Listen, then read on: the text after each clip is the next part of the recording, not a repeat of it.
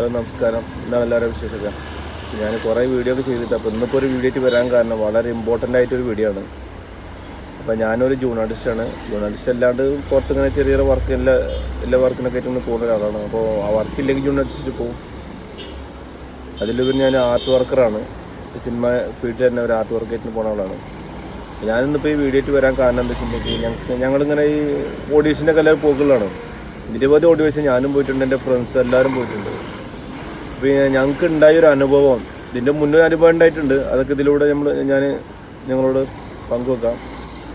അപ്പോൾ ഈ പടത്തിൻ്റെ ഒരു അനുഭവം എന്താ വെച്ചിട്ടുണ്ടെങ്കിൽ, ഞങ്ങളിങ്ങനെ ഓഡീഷൻ്റെ ഒരു പോസ്റ്റ് വന്ന എല്ലാവരും നിരവധി ആൾക്കാരൊക്കെ ഞങ്ങൾ ഗ്രൂപ്പിലുള്ള ആൾക്കാരൊക്കെ അവർക്ക് പോസ്റ്റ് വിട്ടുകൊടുത്ത്, അപ്പോൾ അവർ വന്ന് സെലക്ട് ആയി, എല്ലാവരും സെലക്ട് ആയി പറഞ്ഞിട്ട് ഞങ്ങൾക്ക് ഓരോരുത്തർക്ക് പേഴ്സണലായിട്ട് കോളും വന്ന് ഓക്കെ നിങ്ങൾ ഇത്ര 5 പേരെന്ന് പറഞ്ഞിട്ട് അവർ ഡേറ്റൊക്കെ തന്ന്. അപ്പോൾ ആ ഡേറ്റ് ഇത് വീണ്ടും നീണ്ട് അങ്ങനെ പിന്നെ ഇലക്ഷൻ്റെ സമയം അതുകൊണ്ട് അപ്പോൾ നമുക്ക് ലൊക്കേഷൻ കിട്ടിയിട്ടില്ല. അപ്പോൾ ഇലക്ഷൻ്റെ തിരക്കായതുകൊണ്ട് വീണ്ടും നീട്ടി എന്നൊക്കെ പറഞ്ഞിട്ട് അവരിങ്ങനെ മാറ്റി മാറി കളിച്ച്.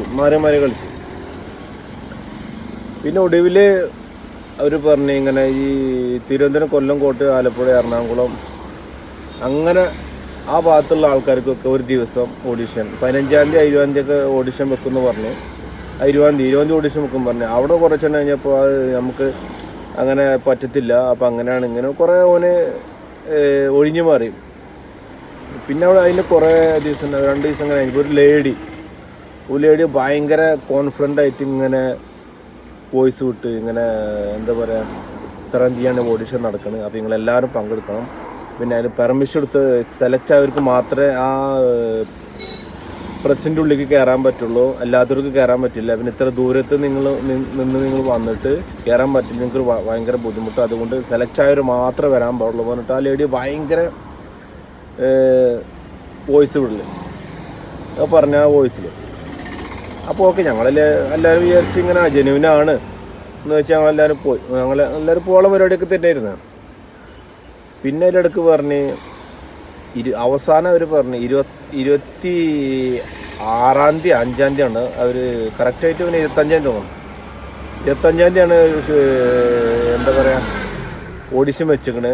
അതിൽ എല്ലാവരും ഒരു സ്ഥലത്തൊന്ന് പങ്കെടുക്കണമെന്ന് എന്ന് വെച്ചാൽ കാസർഗോഡ് മുതൽ ഇങ്ങേറ്റ തിരുവനന്തപുരം വരെയുള്ള ആൾക്കാർ എല്ലാവരും തിരുവനന്തപുരത്ത് പോയിട്ട് നമ്മൾ ഓഡിഷന് പങ്കെടുക്കണം. അപ്പോൾ ആലോചിച്ചാണ് കാസർഗോഡ്, മലപ്പുറം അങ്ങനെ പാത്തുന്ന എല്ലാ ആൾക്കാരും വന്നിട്ട് ഓഡീഷന് പങ്കെടുക്കണം എന്നാണ് അവർ പറഞ്ഞു. അപ്പോൾ എത്രത്തോളം ബുദ്ധിമുട്ടുണ്ട്, നമുക്ക് എത്രത്തോളം ചിലവുണ്ട് എന്ന് ഇവർ ആലോചിക്കണില്ല.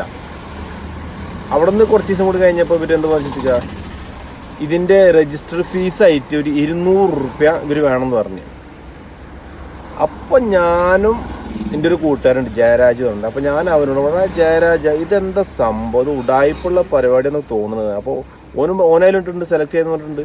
അപ്പോൾ അടത് ഉടായ്പ തന്നെയാടാ, സംഭവം ഉടായ്പ തന്നെയാണ്, എന്താ എത്രത്തോളം മുന്നോട്ട് പോകും നോക്കാം, നമുക്ക് ഇതിങ്ങനെ പൊളപ്പിക്കാമെന്ന് അവൻ പറഞ്ഞ്. അവിടുന്ന് പെട്ടെന്ന് കുറേ ദിവസം കഴിഞ്ഞപ്പോൾ നിരവധി ആൾക്കാർ പോയി. ഞാനിവനെ കുറച്ച് ആൾക്കാരൊന്നും പോയി. കുറേ പാവപ്പെട്ടവരൊക്കെ ഇതിൽ പൈസയും കൊടുത്തിട്ട്, കാരണം മറ്റേ കാസർഗോഡ് നിന്ന് വന്നിട്ട് ഇവിടെ വന്നിട്ട് 200 ഫീസും കൊടുത്തിട്ട് ഇതാക്കി. അതിലൊരു പേരൊന്നും എനിക്കറിയില്ല, ഒരു കാസർഗോഡുള്ള ഒരാൾ അവൻ ഇങ്ങനെ വീഡിയോ എടുത്തിട്ട് ഇങ്ങനെ അതിൻ്റെ ഹാൻഡ് ഉള്ളിലേക്ക് പോയിട്ട് ഓരോ പേപ്പർ കാണിച്ചുകൊണ്ട് വീഡിയോ എടുത്ത് ആരൊക്കെയും കൊടുക്കുന്നുണ്ട് എന്നൊക്കെ പറഞ്ഞിട്ട് അങ്ങനെ ആയി വീഡിയോ മൊത്തം എടുത്ത്. അപ്പോൾ ഈ വീഡിയോ എടുക്കും തോറും അതിലത്തെ ആൾക്കാരിങ്ങനെ ഒഴിഞ്ഞൊഴിഞ്ഞ് മാറുകയാണ്. പക്ഷേ നമ്മളെല്ലാവരും വീഡിയോയിൽ കാണുന്നുണ്ട് സംഭവം ഫേക്കാണ് ഉള്ള, സത്യം പറയല്ല, ഇത് ഫേക്കായി മാറി. ഫേക്ക് തന്നെയാണിത്. കാരണം പണ്ട് ജയസൂര് പറഞ്ഞിട്ടുണ്ട്, ഒരു പ്രൊഡ്യൂസറിന് പണം എടുക്കണമെങ്കിൽ അയാൾ കയ്യിൽ പൈസ ഉണ്ടാവും, അതില്ലെങ്കിൽ അയാൾ പണിക്ക് വെക്കേണ്ട ആവശ്യമില്ലല്ലോ.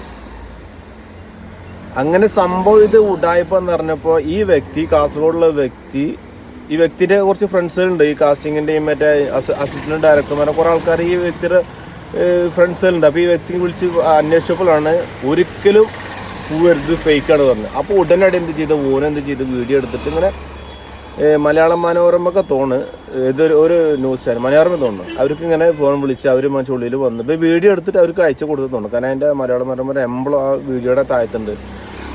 അപ്പോൾ ഇവരിങ്ങനെ വീഡിയോ എടുക്കുമ്പോൾ മെല്ലെ എല്ലാവരും എസ്കേപ്പായി, എല്ലാവരും കയറിപ്പോയി.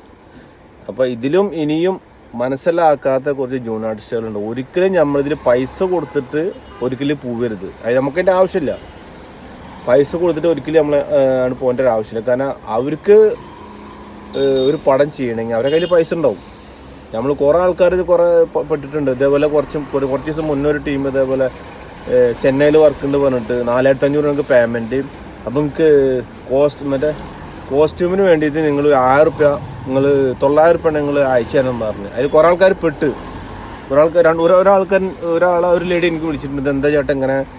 ഞാൻ പറഞ്ഞു നിങ്ങൾ കൊടുത്തിട്ടുണ്ടെങ്കിൽ കാശ് വാങ്ങിക്കോളി, ഇത് ജെന്യുവിനാണോ അതല്ലാതെ എന്ന് എനിക്കറിയില്ല, ഞാൻ പോണില്ല എന്തായാലും, അപ്പം എൻ്റെ ക്യാഷില്ലാന്നും പറഞ്ഞ്.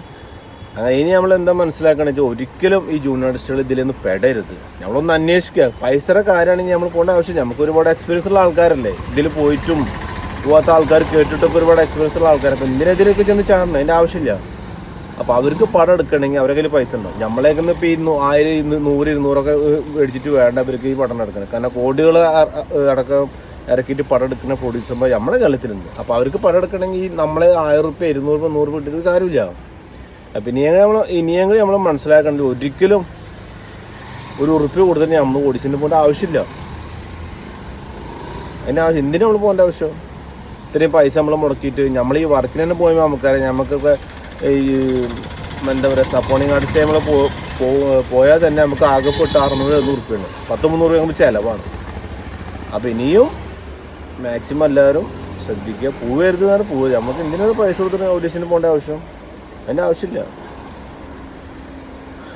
അപ്പോൾ ഇത് പറയാൻ വേണ്ടിയിട്ടാണ് ഞാൻ ഈ വീഡിയോയിൽ വന്ന്. അപ്പോൾ ഓക്കെ, അടുത്ത വീഡിയോയിൽ വരാം. ശരി.